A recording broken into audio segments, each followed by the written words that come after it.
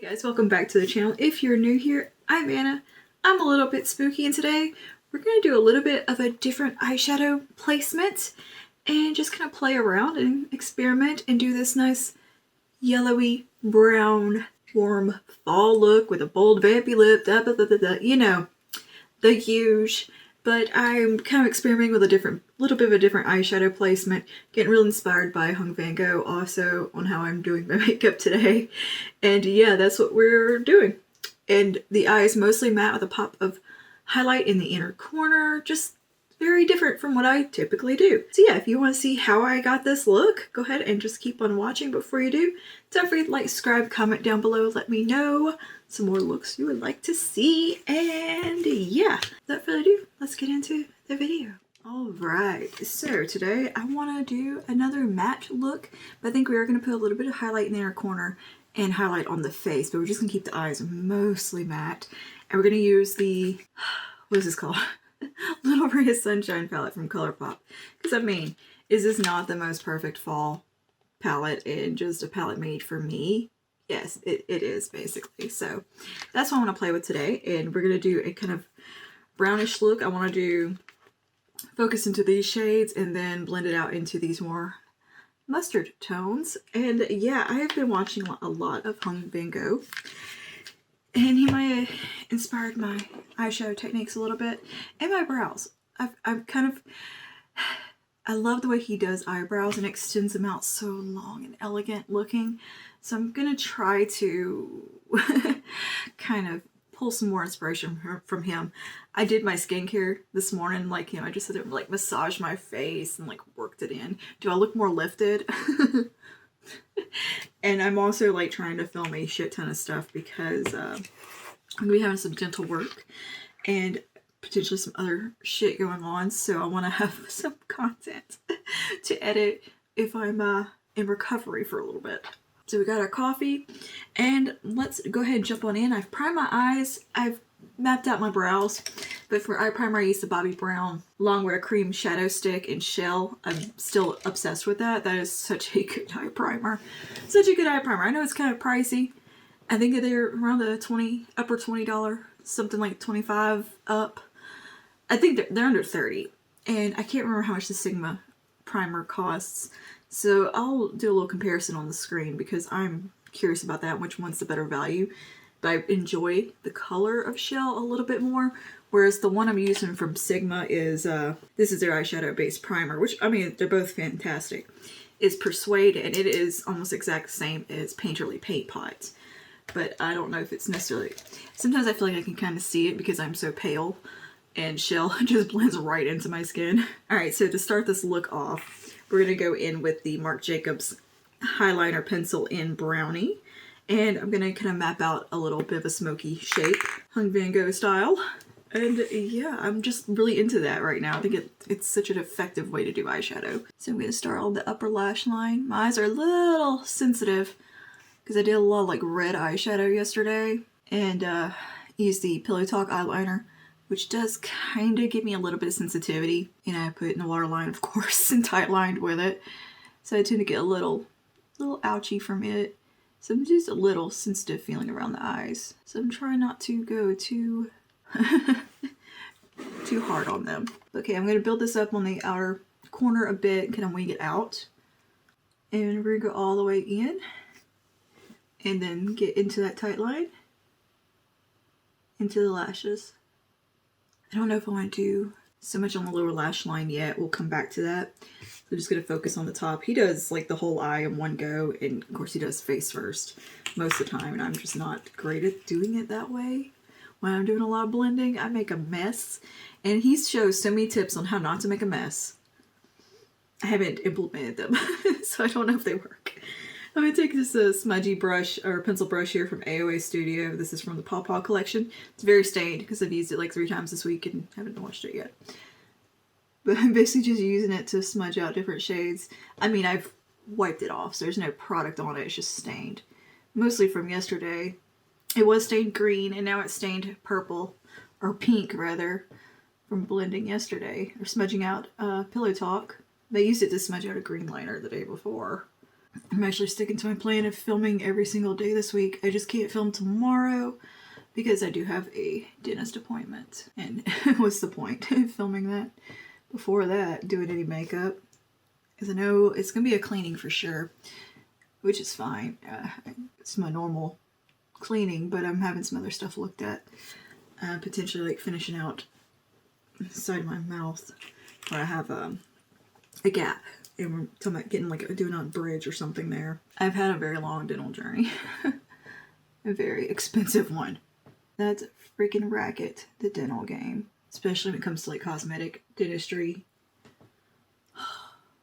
And insurance. My insurance covers a good, like a little bit. I have a pretty decent deductible. The dentist office said I was lucky. And I'm like, for real? Oh God, this is a problem. I'm already almost like, I think $8,000 again on my dental reconstruction, basically is what it is. And I got another probably about $6,000 to go. That's enough of the eyeliner for right now. I'm going to go ahead and go into this darkest brown from the Little Ray of Sunshine palette right here, this shade. And we're going to take that on the lid where we applied that eyeliner. And I'm going to take a little packer brush. This is a medium sweeper from Sigma. And I'm just going to start by patting it over that eyeliner. And then kind of blending it in the outer V. Kind of creating like a wedge shape coming up. But I'm not going to pull this real high on the inner corner. I'm just going to softly diffuse it there. And this, I think, is going to more complement my natural eye shape rather than fighting it, which is what I tend to do most of the time. I try to make my eyes look bigger and more open. This is kind of going more with my actual shape of my eyes. I don't have much like actual like mobile lid space because my eyes are partially hooded, but I have a lot of space between like my crease and my brow, and my socket lines actually like up here, more like in here above where the skin actually folds down. And some of this is with age, some of it is just the way my eyes always were. Now, when I was younger, I didn't have quite as much skin that hung down, so my eyes were more like this all the time, and were just very kind of flat and smooth. And as I've gotten older, of course, they've dripped down a little bit. My brows got a little heavier feeling, which I don't mind. I think it looks better on me than it did when I was younger because it's disguised my my paralysis in my lids is what it's done. It's kind of hid it a little bit because that was something that was very, very prominent looking when I was younger. Like it was very apparent, and it's gotten more and more camouflaged as my eyes have aged, basically, and have that excess skin that can come down, and it has allowed my eyes to be a little more emotive, and I can move, you know, the skin and stuff and these muscles up here in my brows, which in turn can move my lid around and make my eyes look like they've moved more than they do, or my eyelids rather, because I have paralysis in this eyelid almost completely, and then I have less paralysis in this one, but I still do have some paralysis, and like I can close them, and that is the extent of my mobility really in the lid. That's just a birth defect. It's like Sylvester Stallone has partial paralysis in his mouth, like his lip, and it's just one of those things. A nerve gets damaged when you're being born, and that's what that is in my eyes. But it is just a congenital birth defect. It's not anything, and it's not a big deal. It makes me fail glaucoma tests early because I have a blind spot. So that's always fun. And corrective surgery is not in the cards as far as that goes. That is more, it's not worth it to have the corrective surgery. Okay, I think I'm going to take an E25 from Sigma. I'm going to go into, now let's take a smaller one. Let's start with, no, that's not the right brush, but whatever. I'm going to take this little Morphe brush. This is a 456.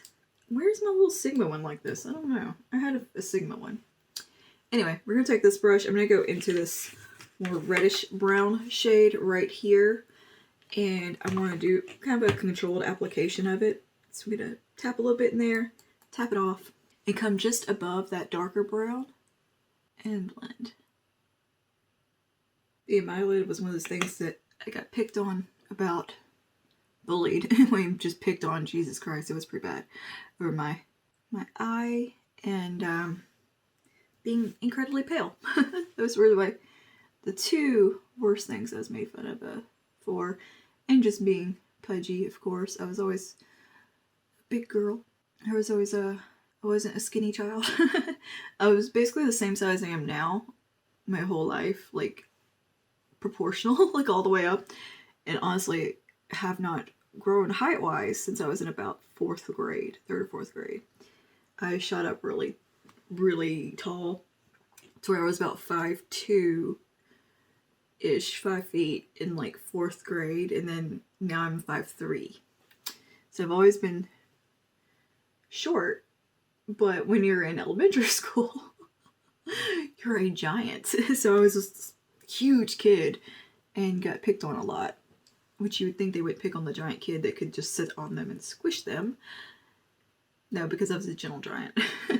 And then suddenly I'm incredibly short as an adult, and very petite and small, even though I'm plus size. I'm still like very small framed, small person. And it's funny because my husband is 6'1" or something. A good bit taller than me. He looks about like 1.5 feet taller than me when we're standing side by side. I come up to his chest, like to his pec muscles. That's like where my face. I'm eye level to his middle chest. Like, it's kind of a funny pair. Okay, I'm just gonna soften that out a little bit. Now I've got my E25. I think, yes. Got so many like brushes just like thrown up here.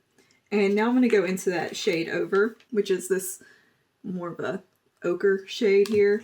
Take a little bit of that. I'm increasing the size of my brush because I want more of a blend. And I'm going to take that even higher, following that same shape, but just coming higher and higher. I'm keeping this inner part clean, which is not something I typically do. I usually come all the way in and really like emphasize the deep setness of my eyes. My eyes are fairly deep set. There's just a lot of skin and they're hooded, so it disguises that. Well, I'm not sure if there's so much deep set as I just have a really big brow bone and big cheekbones. So I guess that is what constitutes having deep set eyes. And I'm just softly blending that out. I'm gonna get back in my little previous color there. Warm reddish brown. I want to take that a little bit right in here. A little more. And just kind of let that fade into. Alright, now I'm going to go over more to this vibrant yellow right here and just bring that a tad higher. Just follow that same kind of motion and placement. I'm just coming a bit higher and a bit more further out on the outer corner. I'm doing very light pressure as well. I'm going to take some more of the ochre. Just kind of painting, really. And seeing where the look takes me. Alright, now I'm going to take the lightest shade in the palette, which is like just a brow bone highlight kind of color. It's a nice creamy bone shade right here. Take that just under the brow. And I'm going to take it also right in here. This looks more about just embracing my hooded eyes rather than fighting them, you know? And I think it's kind of pretty. It's different. I'm going to go back to my yellow, bright yellow. I'm wiping my brush off in between shades. Just come right here. It's like almost a glow of yellow right out here. Let that flow into that brow bone highlight. Smaller brush now, back into that ochre shade. Get good and focused right in there. You know, you really cannot beat Colourpop and their matte shades. They are so nice. So nice. I think a fun video would be color palettes. I have Colourpop palettes that I have FOMO over that were limited edition. That would be a cute video idea. Okay, so now I'm going back to my warm brown, the second shade we used. And just making sure it's nice and intense and where I want it to be. And everything is marrying together. I'm really just having fun blending. Like, you don't have to go this hard into the blending. You know, I recommend you do. But this is just more a very relaxing thing for me to do. I thoroughly enjoy it. I mean, even days when I'm busy, I will get up early to have time to sit here and play. like Friday, day after tomorrow, I'm gonna be going to Natchitoches and spend the day with my friend. And I know that I need to get up extra early because I want to do a foundation wear, or a second wear test on a primer, and I want to do a little softer look. So I know I'm gonna get up bonus early, and we have to leave at like 8 in the morning to be there in time for her doctor's appointment. But we're gonna make a day of it afterwards, and it's just gonna be a nice day out. And I figure we'll be in a mask, so it's a good like day to test a eyeshadow primer. I mean a face primer, right? But I know I need to get up stupid early so that I can have time to do all that. Alright, I'm gonna take this little Morphe M152, go back into that darkest brown, and just really build it up on that outer corner. Get the most depth right out there. And I'm going to come back with my eyeliner too and really intensify that, the lash line. Alright, and I'm going to grab my eyeliner and build up build in the outer corner where I just want some added depth. And you can use any color story for a look like this, and any, you know, eyeliner or whatever, but this is just what appealed to me today. So now I'm going to go ahead and do my face makeup, tidy up any fallout, and then we'll be back for finishing touches and all that. I'll see you guys in just a second. Alright, we're back with the skin done. I actually dug in my little makeup collection and pulled out the good old e.l.f. CC Camo Concealer because I'm finally pale enough to wear it again in the shade I have. So that's what's on my face, with Incognito Concealer, Putty Primer in Matte and Luminous. Luminous on the outside, matte in the center, a little bit of Flawless Filter. What else do we use? Number 7, Lift and Illuminate, and some of the e.l.f. Halo powder around the rest of the face. And here we are. Oh, and Patrick Ta, she's statuesque. So here we are. Oh, and I've also lined my lips with an e.l.f. lip liner. I was killing time because I was listening to Dark History, and I was just like, I want to finish listening to this segment before I move on. And I have touched up my brows.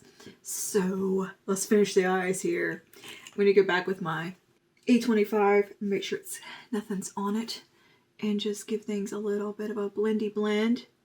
Just make sure everything is looking nice and seamless. So I don't want to pull in any more yellow or anything. I don't think so. I think we're good. So in the lower lash line, I'm going to take the highliner in Brownie from Marc Jacobs and just go on this outer portion. Which I realize it's easier if I do this. You can see what I'm doing. If I hold my mirror up, it's also a little easier for me. And just focusing that on the outer corner, letting it taper off. Little smudge brush.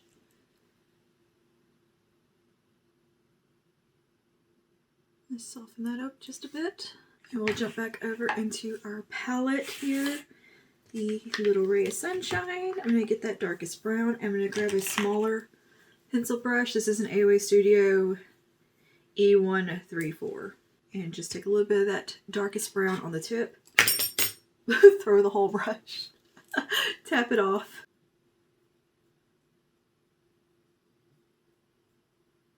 Right where that brown liner is.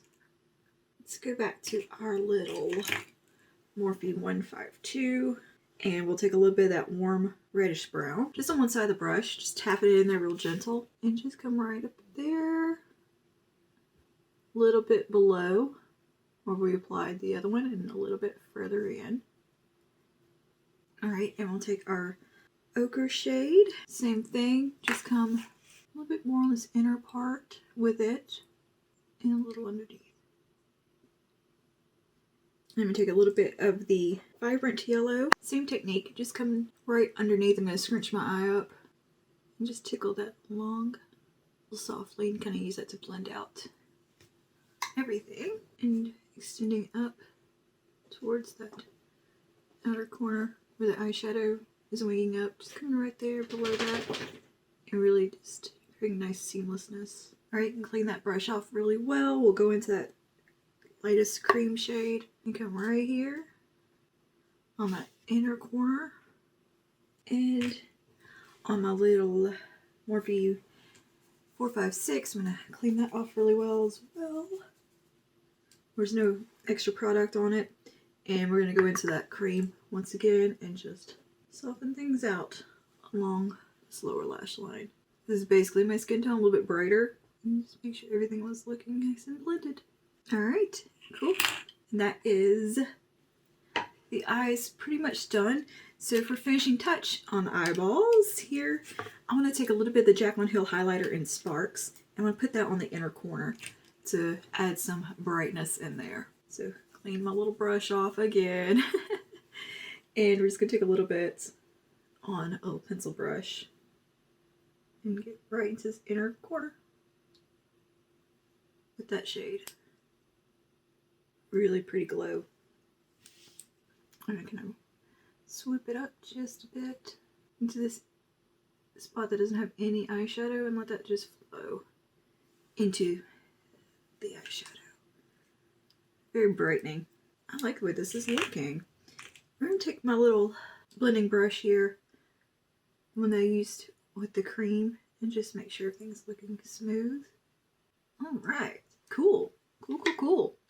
Now, let's move on to the rest of the face and do some blush and highlight. For blush, I'm going to go in with the Melt Cosmetics Royal Blush and a Buzzkill, because I think bringing in something kind of vibrant, a little bit more peachy pink would look pretty with this and kind of complement instead of going so monochromatic. So we're going to go with this. It's kind of like NARS Orgasm, but a little bit more golden. It's what I want NARS Orgasm to be. That just isn't. I'm going to go first into the more vibrant pink side and focus it right here.